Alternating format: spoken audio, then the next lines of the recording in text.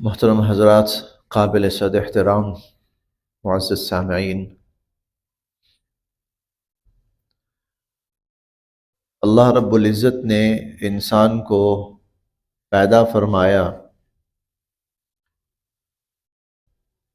تو پیدائشی طور پر جو انسان ہے یعنی میں اور آپ، انسان جب بولا جائے تو ہم سب کو سمجھنا چاہیے کہ میں اور آپ، اللہ تعالیٰ نے انسان کو جو پیدا فرمایا ہے تو پیدائشی طور پر انسان جاہل پیدا ہوتا ہے، اور پیدائشی طور پر انسان بہت سی خامیوں کو لے کر پیدا ہوتا ہے۔ اب یوں سمجھ لیجئے کہ جب انسان کی پیدائش ہوتی ہے تو وہ خام مال ہوتا ہے،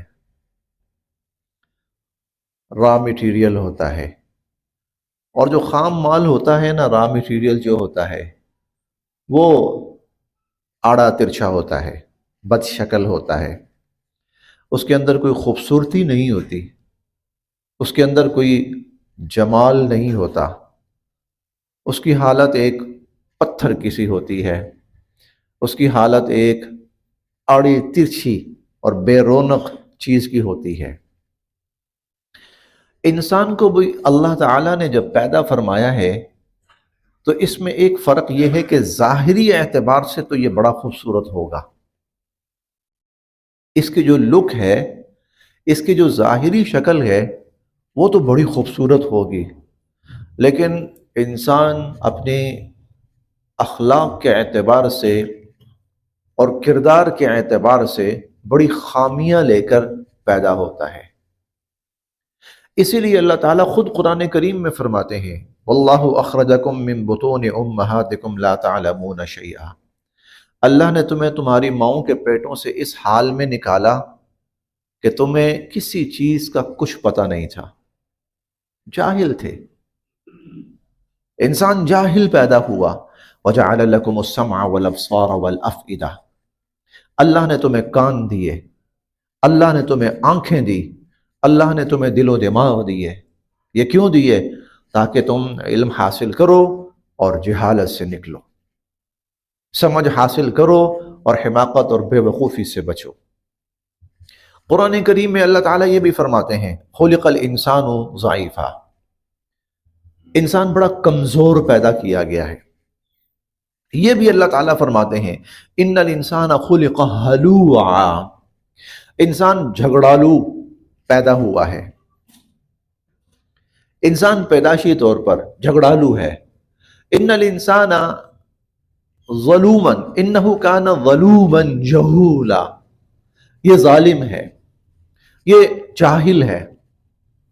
یہ ساری چیزیں اللہ تعالیٰ انسان کے بارے میں فرما رہے ہیں۔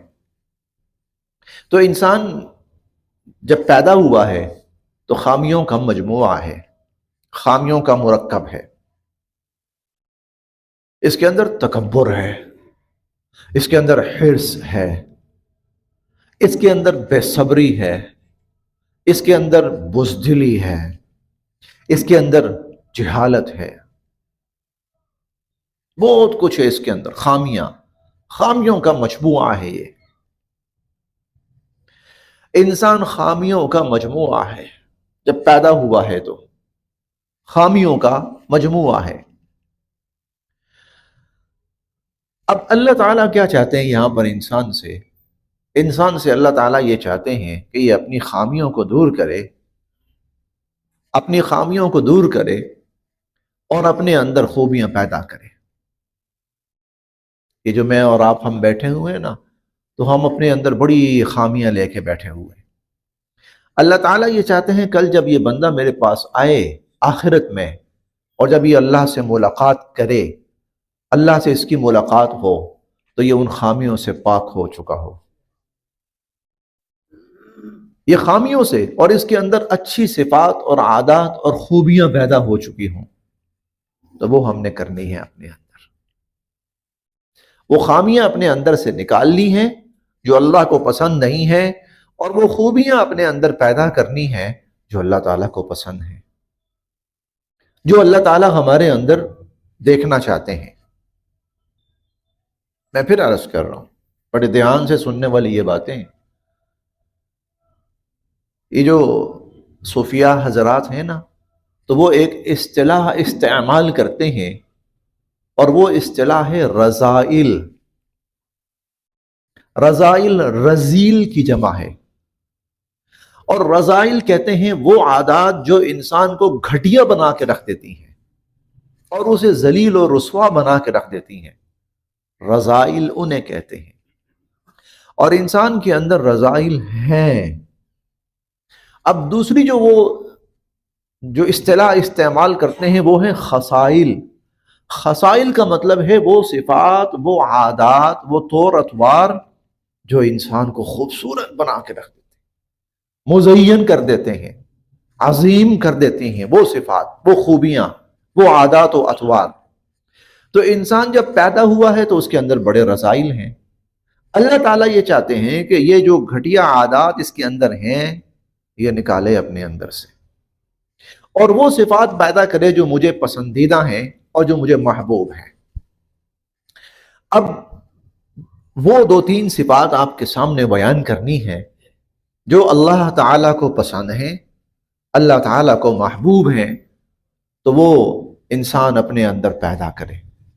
اور اس کے مقابل وہ عادات ہیں جو اللہ تعالیٰ کو بے انتہا ناپسند ہیں، تو ان سے اپنے آپ کو نکالنا ہے اور ان سے اپنے آپ کو بچانا ہے۔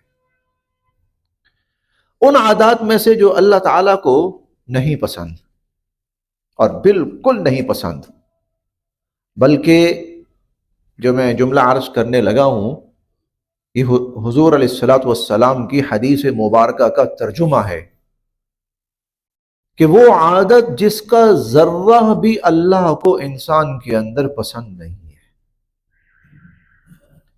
وہ عادت جس کا ذرہ بھی اللہ رب العزت کو انسان کے اندر پسند نہیں ہے، جس کا ذرہ بھی اللہ رب العزت کو انسان کے اندر پسند نہیں ہے، چاہے اس کی چال ڈھال کے اندر ہو، چاہے اس کی گفتگو کے اندر ہو، چاہے اس کے میل جول کے اندر ہو، چاہے اس کے معاملات کے اندر ہو، جس کا ذرہ بھی اللہ کو پسند نہیں ہے، وہ عادت ہے، بلکہ رذائل میں سے وہ سب سے بڑی رذیل صفت ہے، گھٹیا صفات میں سے سب سے گھٹیا ترین حرکت اور عادت ہے، اور وہ ہے تکبر۔ تکبر ہے، شیطان ہے، اللہ کا بڑا مقرب ہے، لاکھوں سال اللہ کی بندگی کر چکا ہے۔ دنیا کے اندر کوئی ایسی مخلوق نہیں ہے جو اللہ کے اتنے قریب ہو جتنا وہ شیطان اللہ کے قریب ہے۔ اللہ رب العزت اپنا کوئی بھی حکم وہ دنیا تک پہنچانا چاہتے ہیں، یا اس وقت موجود جو بھی مخلوق ہے اس تک پہنچانا چاہتے ہیں، یا اپنا کوئی بھی حکم نافذ کرنا چاہتے ہیں، تو شیطان کو بلاتے ہیں، شیطان حاضر ہوتا ہے، اللہ کا حکم لیتا ہے، فرشتوں تک پہنچانا ہے تو فرشتوں تک پہنچانا ہے، اور جانوروں تک پہنچانا ہے تو جانوروں تک پہنچاتا ہے، اور تکوینی حکم ہے تو اس کا جس طرح اللہ حکم فرماتے ہیں نفاذ کرتا ہے شیطان۔ اتنا اللہ کا قرب۔ اور باقی جتنی مخلوقات ہیں نا ان کا ایک نام ہوتا ہے، ایک بہت زیادہ ہوا تو کسی کا دو نام ہوں گے کسی کے، لیکن یہ وہ شیطان وہ مقام حاصل کر چکا تھا، وہ مقام حاصل کر چکا تھا کہ ہر زمین پر اس کا الگ نام تھا اور ہر آسمان پر اس کا الگ نام تھا، اور وہ جو نام تھے نا وہ اس کی صفات کے اعتبار سے تھے، عبادت گزار ہے، اطاعت گزار ہے، متقی ہے. یہ سارے شیطان کی صفات تھیں جو مختلف آسمانوں کے اوپر اس کے لیے معروف تھیں، اور وہ مختلف آسمانوں پر مختلف ناموں سے معروف تھا. اللہ کا قریب تر، اقرب. پھر کیا ہوا؟ پھر ایک واقعہ ایسا ہوا، اس واقعے میں یہ تکبر کر گیا، یہ تکبر کا مظاہرہ کر گیا. اللہ تعالیٰ نے فرمایا سجدہ کر انسان کو، کن نہیں کرنا. کیوں نہیں کیا؟ انا خیر منہ، پتہ نہیں میں کون ہوں. یہ میں آج کی اصطلاح میں آج کی اصطلاح میں یہ ترجمہ کر رہا ہوں، ورنہ اس کا ترجمہ تھوڑا سا مختلف ہے، لیکن آج کی اصطلاح میں پتہ نہیں میں کون ہوں. یہی کہتے ہیں نا ہم. کسی کے ساتھ ذرا دو جملے بول لیے، تلخ کلامی ہو گئی، پتہ نہیں میں کون ہوں، جانتا نہیں مجھے تن پتہ نہیں میں کون ہوں. انا خیر منہ، وہ ایک طرح سے اللہ کو یہ کہہ رہا ہے آپ کو پتہ نہیں میں کون ہوں. تکبر، تکبر. اللہ تعالیٰ بار بار قرآن کریم میں فرماتے ہیں ابا واستکبر، تکبر کیا. استکبرت، تو نے تکبر کیا. یہ بار بار شیطان کو کہہ رہے ہیں. نتیجہ کیا ہوا؟ اللہ تعالیٰ نے فرمایا فخرج منہا فإنک رجیم. جا، تجھے جن جن اعزازات سے نوازا تھا، جن جن انعامات سے نوازا تھا، جن جن مقامات سے نوازا تھا، جن جن صفات سے نوازا تھا، آج تجھے میں ان سب سے محروم کر رہا ہوں. اور سنیے اللہ تعالیٰ کا جملہ جو قرآن کریم میں جگہ جگہ اللہ تعالیٰ نے ارشاد فرمایا وَإِنَّ عَلَيْكَ لَعْنَتِي إِلَى يَوْمِ الدِّينِ، قیامت کے دن تک اب تیرے اوپر صرف میری لعنت برسے گی. وَإِنَّ عَلَيْكَ لَعْنَتِي إِلَى يَوْمِ الدِّينِ، قیامت کے دن تک اب تیرے اوپر صرف اور صرف میری لعنت برسے گی. کس چیز نے اس کو یہاں گرایا؟ بڑا سبب تکبر. تکبر. ان اللہ لا يحب من كان مختالا فخورا، اللہ اس شخص کو پسند ہی نہیں کرتے جس کے اندر تکبر ہو. اللہ پسند ہی نہیں کرتے. میں نے عرض کیا تھا اس عمل کا، تکبر کا ذرہ بھی اللہ کو پسند نہیں ہے. لا يدخل الجنة من كان في قلبه مثقال ذرة من کبر. حضور علیہ الصلوۃ والسلام فرماتے ہیں جس شخص کے اندر تکبر کا ذرہ بھی ہوا، تکبر نہیں، تکبر کا ذرہ بھی ہوا، تو اللہ اس کے بارے میں فیصلہ فرما چکے ہیں کہ ایسے شخص کی اللہ کے جنت میں کوئی جگہ نہیں، اللہ اسے جنت میں داخل نہیں فرمائیں گے. تکبر. الیس فی جہنم مثوی للمتکبرین، تمہیں بتائیں متکبرین کا ٹھکانہ اللہ نے کہاں رکھا ہے؟ جہنم. تکبر کرنے والوں کا ٹھکانہ جہنم ہے. جہنم. متکبرین کا ٹھکانہ ہونا ہی جہنم چاہیے.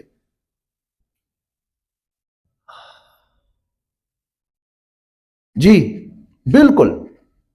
تکبر بے انتہا اللہ کو ناپسند، اس کا ذرہ بھی اللہ کو ناپسند، اس کا ذرہ بھی اللہ رب العزت کو ناپسند. جس نے تکبر کیا اللہ نے اسے دنیا کے اندر ہی ذلیل کیا. قرآن کریم کے اندر قارون کا ذکر آتا ہے. قارون کا واقعہ قرآن کریم میں 20ویں پارے کے اندر اللہ تعالیٰ نے بڑی تفصیلاً بیان فرمایا.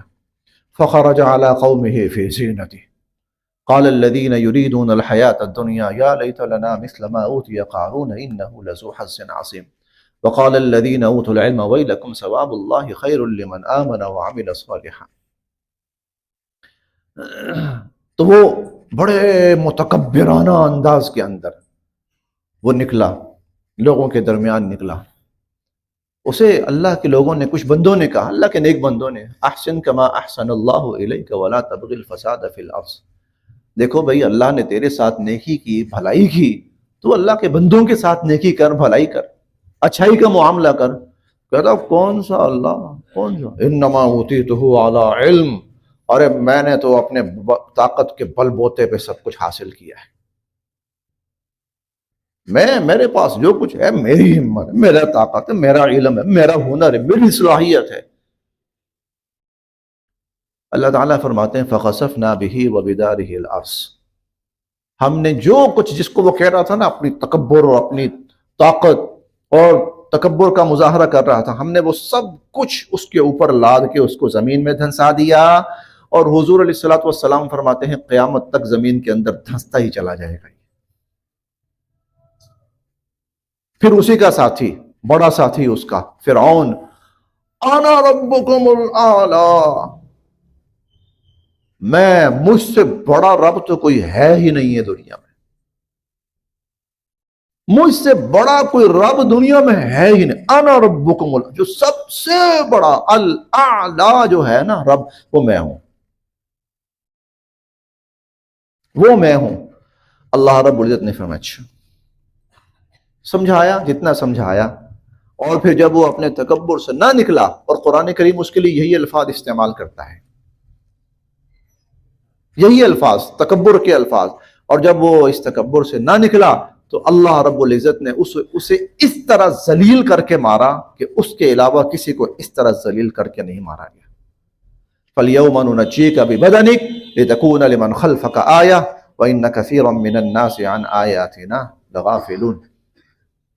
قیامت تک کے لیے تیرا یہ جو جسم ہے نا، یہ ہم بعد والوں کے لیے بطور عبرت کے محفوظ رکھیں گے، تاکہ ہر کوئی دیکھے کہ میں کرنے والا اس کا اللہ انجام کیا کرتا ہے۔ عبرت، آج تک وہ بطور عبرت کہ تکبر کرنے والے یہ ان کی لاشیں پڑی ہیں جن کو اللہ نے پانیوں میں ڈبو کے مارا۔ شیطان کی مثال لے لیں آپ، کسی فرعون کی مثال لے لیں، قارون کی مثال لے لیں، اور کوئی مثال لے لیں۔ نمرود کا نام سنا ہوگا، وہ بھی تکبر میں، اس کا اللہ نے کیا انجام کیا، اللہ کو نہیں پسند۔ الکبریاء ردائی، اللہ فرماتے ہیں یہ جو کبریائی ہے نا، بڑا پن، یہ تو میری چادر ہے۔ من نازعنی فیہ قذفتہ فی النار، جو اس میں جھگڑا کرے گا نا میرے ساتھ، خود میں بننے کی کوشش کرے گا، میں یہ ہوں، میں وہ ہوں، اللہ فرماتے ہیں میں اس کو اٹھا کے دوزخ میں پھینکوں گا، دوزخ میں پھینکوں گا۔ ہاں، اب یہ انسان کے اندر ہوتا ہے، یہ تکبر انسان کے اندر ہوتا ہے۔ اگر اسی تکبر کے ساتھ وہ دنیا سے چلا گیا تو اللہ کا قرآن یہ کہتا ہے کہ اس کا ٹھکانہ جہنم ہے، اور اللہ حضور علیہ الصلوۃ والسلام کا فرمان یہ کہتا ہے قیامت کے دن اللہ پاک ان کو چیونٹیوں کی شکل کے اندر میدان حشر میں جمع فرمائیں گے۔ چیونٹیاں کیا ہوتی ہیں؟ عموماً لوگوں کے پاؤں تلے روندی جانے والی مخلوق، اللہ انہیں بتائیں گے تمہاری اوقات۔ اس کے مقابلے میں کیا ہے؟ تواضع، انکساری، عاجزی، یہ اللہ کو پسند ہے، بہت پسند ہے اللہ تعالیٰ کو۔ اللہ تعالیٰ قرآن کریم میں فرماتے ہیں میں تمہیں بتاؤں میرے بندے کون سے ہیں جن کو دیکھ کے میں خوش ہوتا ہوں، جن کو دیکھ کر میں راضی ہوتا ہوں، جن کو میں نوازتا ہوں، جن کو میں عزت دیتا ہوں، جن کو میں سر بلند کرتا ہوں۔ وہ کون ہے؟ الذین یمشون علی الارض ہونا، جن کے انگ انگ سے انکساری ٹپک رہی ہوتی، حتیٰ کہ جب وہ چلتے ہیں تو ان کی چال ڈھال وہ بھی انتہائی متواضع اور انکساری والی ہوتی ہے، انتہائی انکساری والی ان کی چال ڈھال ہوتی ہے۔ حضور علیہ الصلوۃ والسلام فرماتے ہیں کہ ان اللہ اوحى الی، اللہ تعالیٰ نے میری طرف یہ وحی کی ہے، ان تواضعوا، کہ تم سب اللہ کے حضور انکساری پیش کیا کرو۔ من تواضع للہ، جو اللہ کے لیے انکساری کا مظاہرہ کرتا ہے، رفعہ اللہ، اللہ اس کو اٹھاتے ہیں، عزت دیتے ہیں، مرتبہ دیتے ہیں، بلند کرتے ہیں۔ اگلے جملے دو تین بڑے عجیب ہیں. آپ نے فرمایا کہ وہ اپنے آپ کو صغیر فی عینہ، اپنے آپ کو بڑا چھوٹا سمجھ رہا ہوتا ہے نا، کچھ بھی نہیں ہے، میں بس بہت کم تر انسان ہوں، بہت معمولی انسان ہوں، وہ اپنے آپ کو یہ سمجھ رہا ہوتا ہے. اور فَهُوَ عَظِيمٌ فِي أَعْيُنِ النَّاسِ، اللہ اسے لوگوں کی نظروں میں بہت بڑا بنا دیتے ہیں. لوگوں کی نظروں کے اندر اللہ اس کو بہت بڑا بنا دیتے ہیں. لوگ کہتے ہیں بہت بڑا انسان ہے، بڑا عظیم انسان ہے، اور وہ اپنے آپ کو سمجھتا ہوتا نہیں، اللہ میں تو بہت ہی کمزور انسان ہوں، بہت کم ہوں، بہت معمولی سا انسان ہوں، کچھ بھی نہیں میرے اندر، تو میں تو آپ کا محتاج ہوں، یا اللہ قدم قدم محتاج ہوں. اللہ اسے کیا کرتے ہیں، وہ لوگوں کی نظروں کے اندر بہت بڑھا دیتے ہیں. اور جو اپنے آپ کو سمجھ رہا ہوتا ہے میں پتہ نہیں کیا بلا ہوں، کیا توپ ہوں، میں کیا بم ہوں میں، تو حضور علیہ الصلوۃ والسلام فرماتے ہیں فَهُوَ صغیر فی اعین الناس، اللہ اسے لوگوں کی نظروں میں گھٹیا اور کم تر بنا دیتے ہیں. اگلا جملہ سنیے، حضور علیہ الصلوۃ والسلام فرماتے ہیں فَهُوَ أَهْوَنُ عَلَيْهِمْ مِنْ كَلْبٍ أَوْ خِنْزِيرٍ، اللہ اسے لوگوں کی نظروں میں کتے اور خنزیر سے بھی ذلیل کر دیتے ہیں. جو تکبر کرتا ہے، میں پتہ نہیں کیا، میں جانتے نہیں ہوں میں کون ہوں، میں یہ کر کے رکھتا ہوں، میں وہ کر کے رکھتا ہوں، میں، اللہ اسے لوگوں کی نظروں میں کتے اور خنزیر سے بھی ذلیل کر کے رکھ دیتے ہیں. سو اللہ کو تکبر پسند نہیں ہے، تواضع پسند ہے، انکساری پسند ہے. اور حضور علیہ الصلوۃ والسلام فرماتے ہیں ایک تو یہ ہے نا اللہ کے سامنے انسان تواضع، دوسرا یہ ہے کہ من تواضع لأخیہ المسلم، جو آدمی اپنے مسلمان بھائی کے سامنے تواضع کرے اور عاجزی اور انکساری کا مظاہرہ کرے اپنے مسلمان بھائی کے سامنے. یہ اب یہاں یہ سمجھنا ہے، اللہ کے سامنے ہم پھر جھک جاتے ہیں، اللہ کے سامنے پھر ہم جھک جاتے ہیں، لیکن لوگوں کے سامنے انسان بسا اوقات پتہ نہیں کیا سمجھنے لگتا ہے اپنے آپ کو. تو حضور علیہ الصلوۃ والسلام فرماتے ہیں من تواضع لأخیہ المسلم، جو اپنے مسلمان بھائی کے سامنے تواضع، انکساری کا مظاہرہ کرے، عاجزی کا مظاہرہ کرے، کسر نفسی کا مظاہرہ کرے، رفعہ اللہ، اللہ اس کو بڑی عزت سے نوازتے ہیں. اب یہاں چند باتیں سمجھنی، کچھ عادتیں ایسی ہیں جو معاشروں میں ہوتی ہیں، وہ تکبر ہے، وہ تکبر ہے. کچھ عادتیں ایسی ہیں جو معاشروں میں ہوتی ہیں، وہ تکبر ہے.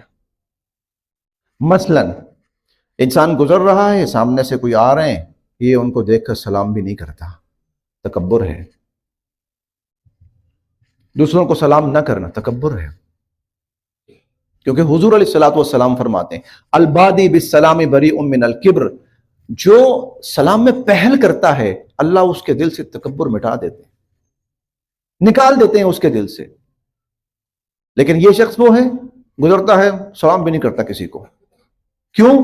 اپنی انا میں. ایک ہے انسان اپنے کسی خیال میں ہے، اس کو نہیں پتہ لگا، بے دہانی میں گزر گیا، وہ الگ بات ہے. لیکن یہ ہے کرتا ہی نہیں ہے، وہ یہ تکبر ہے. کوئی سلام کرتا ہے اس کے سلام کا جواب نہیں دیتا، تکبر ہے. کوئی سلام کرتا ہے آگے سے سر ہلا دیتا ہے، یہ تکبر ہے. کوئی اسے دونوں ہاتھوں سے سلام کرتا ہے تو آگے سے ایک ہاتھ کرتا ہے، تکبر ہے. کوئی آتا ہے تو یہ اپنی جس شان میں بیٹھا ہوا ہے نا، ہلنا بھی گوارا نہیں کرتا. ٹھیک ہے کوئی آتا تو آئے، مجھے کیا ہے، تکبر ہے. ہاں لوگوں کے سامنے بھی تو انکساری کا معاملہ کرنا ہے نا، لوگوں کے ساتھ بھی تواضع کے ساتھ پیش آنا ہے، انکساری کے ساتھ پیش آنا ہے. جی اللہ میں نہیں پسند، حضور صلی اللہ علیہ وسلم کسی سے بھی ایسے کر کے نہیں ملے. حضور علیہ الصلوۃ والسلام کی صفات پڑھیں، عادات پڑھیں. آپ چلتے تھے یا ملتے تھے لوگوں سے آپ کا چہرہ آپ کے سینے سے تھوڑا سا آگے کو ہو جاتا تھا. یہ پتہ کب ہوتا ہے؟ جب آپ کسی کے سامنے تھوڑا سا اخلاقاً جھکتے ہیں، تھوڑا سا. یہ اب سینہ جو ہے اندر، سر آگے، اور پیچھے سے ہلکی سی کمر باہر کو نکلتی ہے. یہ حضور علیہ الصلوۃ والسلام کا لوگوں سے ملتے وقت معمول تھا، لوگوں کی بات سنتے وقت معمول تھا. اس لیے بعض حضرات حضور علیہ الصلوۃ والسلام کی جو چال ہے نا، وہ چل کے بھی دکھاتے ہیں. قریب قریب حضور صلی اللہ علیہ وسلم اس طرح چلتے تھے، ان میں آپ کا جو چہرہ ہے نا وہ آگے کی طرف ہلکا سا جھکاؤ لیے ہوئے ہوتا تھا. اور سیرت نگار حضرات لکھتے ہیں کہ جب حضور صلی اللہ علیہ وسلم نے مکہ فتح فرمایا اور اللہ نے حضور صلی اللہ علیہ وسلم کے لیے صرف مکہ کو حلال فرمایا کہ یہاں قتال بھی کر سکتے ہیں، آج حملہ کر سکتے ہیں مکہ پہ، حلال ہے آپ کے لیے، کوئی گناہ نہیں ہے آپ کو. کچھ لوگ ہیں جو حرم ہے نا، حرم مکی جو ہے، اس کے اندر کسی کو مارا نہیں جا سکتا، قتل نہیں کیا جا سکتا. یہ ازل سے اللہ رب العزت کی طرف سے اس کا احترام رہا ہے، ہمیشہ سے. حرم اسی لیے کہا جاتا ہے، مسجد حرام اس لیے کہا جاتا ہے، وہاں بہت ساری چیزیں حرام ہیں. ان میں سے ایک یہ، کسی کو آپ کوئی تکلیف نہیں دے سکتے، کسی کو آپ نقصان نہیں پہنچا سکتے، کسی کو مار نہیں سکتے، کسی سے بدلہ نہیں لے سکتے، الا یہ کہ کوئی شخص وہاں فساد برپا کرے اور اس کے فساد سے بچانے کے لیے اگر اس کے خلاف کوئی ایکشن لیا جائے تو ایک الگ بات ہے. جیسے آپ کو یاد ہوگا 1979 کے اندر کچھ لوگوں نے حرم پہ قبضہ کر لیا تھا، 1979 کے اندر، اور ایک شخص نے امام مہدی ہونے کا دعویٰ کیا تھا. تو اس وقت پھر جو گورنمنٹ تھی انہوں نے بڑے پیمانے پر آپریشن کیا، وہاں پر پھر ان کے خلاف بہرحال آپریشن ہوا، ان کو ختم کیا گیا. وہاں پر وہ ایک مجبوری تھی کیونکہ وہ لوگ فساد برپا کرنے پہ تل گئے تھے. لیکن عام حالت کے اندر کسی کے لیے جائز نہیں ہے کہ وہ کسی کو مارے. اللہ فرماتے ہیں حضور علیہ الصلوۃ والسلام سے آپ کو اجازت دے دی گئی.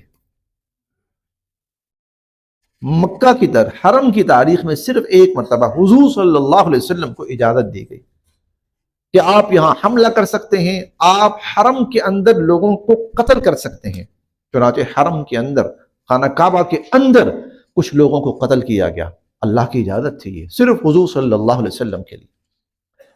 تو جب مکہ فتح کرنے کے لیے اور فاتحانہ طور پر حضور مکہ میں داخل ہو رہے ہیں اور سامنے سے ساری قریش کی اور مخالف فوجیں ہٹ گئی ہیں، تو سیرت نگار لکھتے ہیں کہ اگرچہ حضور صلی اللہ علیہ وسلم کی سواری وہ اونچائی کی طرف آ رہی تھی، سواری اونچائی کی طرف آ رہی تھی، ایسے میں بندے کا سینہ یوں اوپر ہو جاتا ہے، لیکن حضور صلی اللہ علیہ وسلم کا سینہ مبارک آگے اتنا جھکا تھا، آپ کا سر مبارک، کہ آپ کا جو سر تھا وہ آپ کی سواری کے سر کے ساتھ ٹکرا رہا تھا.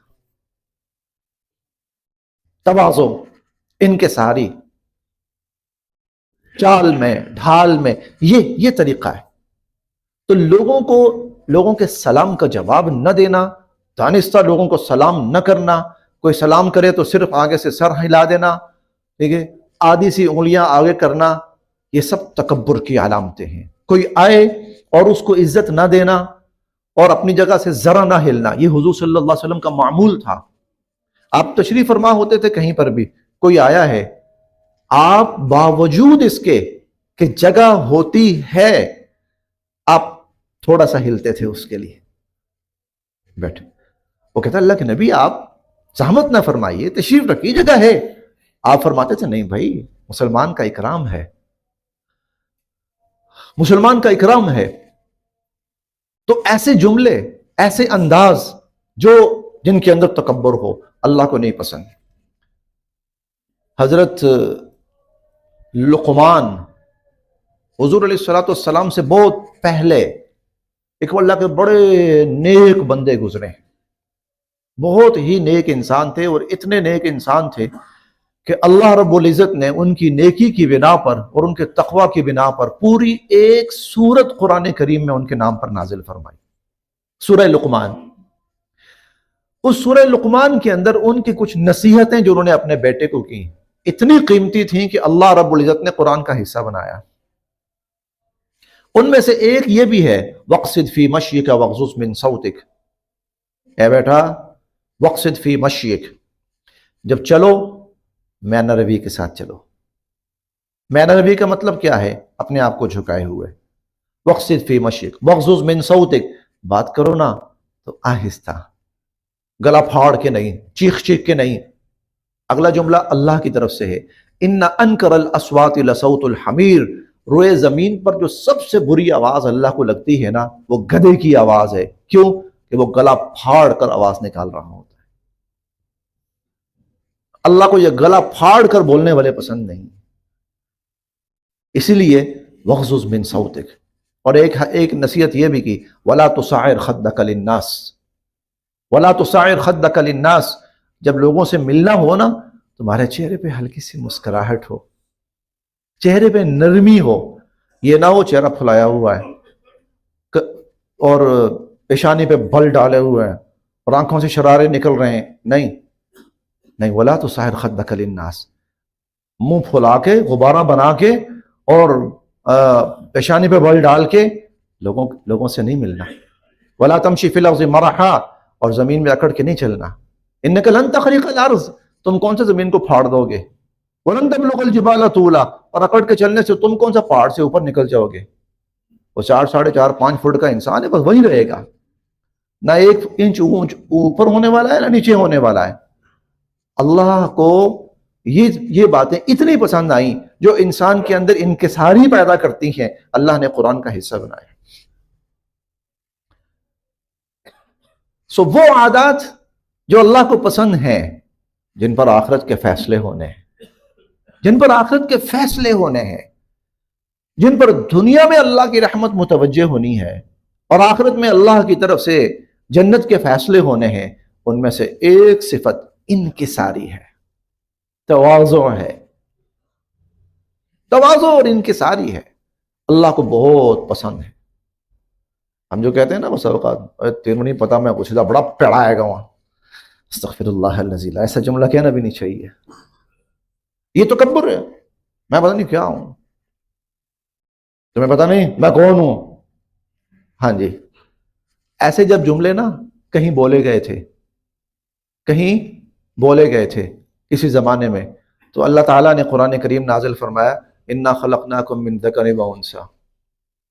تم جتنے بھی ہو نا سب ایک مرد اور ایک عورت سے پیدا ہوئے، بس یہ ہے. پھر خطبہ حجۃ الوداع میں حضور علیہ الصلوۃ والسلام نے فرمایا میں تمہیں بتاؤں انسان کی حقیقت کیا ہے. مٹی سے پیدا ہوا ہے، مٹی سے پیدا ہوا ہے، اور سب کے سب آدم کی اولاد ہو. اور آدم کیا ہے؟ مٹی سے پیدا ہوا ہے. کلکم بنو آدم، تم سب کے سب آدم کی اولاد ہو. وآدم من تراب، اور آدم مٹی سے پیدا ہوا. آدم مٹی سے پیدا ہوا. حضور علیہ الصلوۃ والسلام کی دعائیں سنیں، آپ دعائیں پڑھیں حضور علیہ الصلوۃ والسلام کی، حیران رہ جائیں گے. اتنی انکساری. اللہم انی عبدک ابن عبدک ابن امتک ناصیتی بیدک ماض فی حکمک عدل فی قضاؤک. اللہ میں تیرا بندہ، اللہ میرا باپ بھی تیرا بندہ، اللہ میری ماں بھی تیری باندی. بلکہ وہاں لفظ عبد آتا ہے، غلام. اللہم انی عبدک، اللہ میں تو ایسا ہوں جیسے غلام، میں تو آپ کا غلام. اور ابن عبدک، اور میرا باپ بھی ایسا جیسا آپ کا غلام. ابن امتک، میری ماں آپ کی باندی. ناصیتی بیدک، اللہ میری پیشانی آپ کے ہاتھ میں ہے، یعنی میں پورے کا پورا آپ کے قبضے میں ہوں. کیا الفاظ ہیں حضور صلی اللہ علیہ وسلم. اللہم انی عبدک ابن عبدک ابن امتک، اللہ میں آپ کا بندہ، کا غلام ہوں. کئی جگہ فرماتے ہیں اللہ میں آپ کا محتاج ہوں. اللہم انی فقیر الیک، اللہ میں آپ کا محتاج ہوں. ارجو الیک، اللہ آپ ہی کی طرف ٹکٹکی باندھ کے دیکھتا رہتا ہوں، آپ ہی کی طرف. اللہ آپ کے رحم کا طالب ہوں، اللہ آپ کے فضل کا طالب ہوں، اللہ آپ کی مغفرت کا طالب ہوں. حضور علیہ الصلوۃ والسلام کہ اللہ کے بعد حضور سے بڑا کوئی ہے ہی نہیں ہے. سب سے بڑے انسانوں میں اللہ کے بعد، انسان نہیں، اللہ کے علاوہ جو کچھ ہے سب سے بڑے حضور صلی اللہ علیہ وسلم ہیں، اللہ کے علاوہ سب سے بڑے، آپ سے بڑا کوئی نہیں، اتنے بڑے کہ اللہ نے آپ کی بڑائی کے لیے، کہ آپ کی بڑائی لوگوں کے سامنے ظاہر ہو، اللہ نے فرمایا کہ آپ اشارہ کیجئے چاند کو، چاند دو ٹکڑے ہو جائے گا، اقتربت الساعۃ وانشق القمر، لوگوں کو بتانے کے لیے کہ یہ انسان کتنا بڑا ہے، کہ یہ اگر چاند کو اشارہ کرے تو چاند دو ٹکڑے ہو جائے۔ یہ قرآن کریم کے اندر یہ واقعہ سورہ القمر پوری اسی پر ہے، اقتربت الساعۃ وانشق القمر، چاند دو ٹکڑے ہو گیا۔ کیسے ٹکڑے ہوا؟ حضور علیہ الصلوۃ والسلام کی انگلی مبارک کے اشارے سے ٹکڑا ہوا، بتانے کے لیے۔ اور خود بتاتے ہیں حضور صلی اللہ علیہ وسلم، جب تک میں جنت میں نہیں جاؤں گا نا تو اس وقت تک اللہ رب العزت جنت کا دروازہ نہیں کھولیں گے۔ انا اول من یقرع حلق الجنہ، میں پہلا آدمی ہوں گا جو جنت کے دروازے کھٹکھٹائے گا۔ فیقال، پوچھا جائے گا، من، کون؟ اقول انا محمد، میں کہوں گا میں ہوں محمد صلی اللہ علیہ وسلم، صلی اللہ علیہ وسلم، صلی اللہ علیہ وسلم۔ فیقال، تو کہا جائے گا، نعم، ہاں ہاں، ہمیں کہا گیا تھا کہ جب تک یہ ہستی جنت میں نہیں آئے گی جنت کا دروازہ نہیں کھولنا۔ اتنے بڑے، لیکن دنیا کے اندر انکساری اور تواضع اور عاجزی کیا ہے ہر کسی کے ساتھ۔ کبھی یہ نہیں کہا تمہیں پتہ نہیں میں کون ہوں، تمہیں پتہ نہیں، کہہ سکتے تھے، یہ صرف اللہ اور اللہ کے نبی کی ذات کہہ سکتے تھے، پتہ نہیں میں کون ہوں، کہہ سکتے تھے۔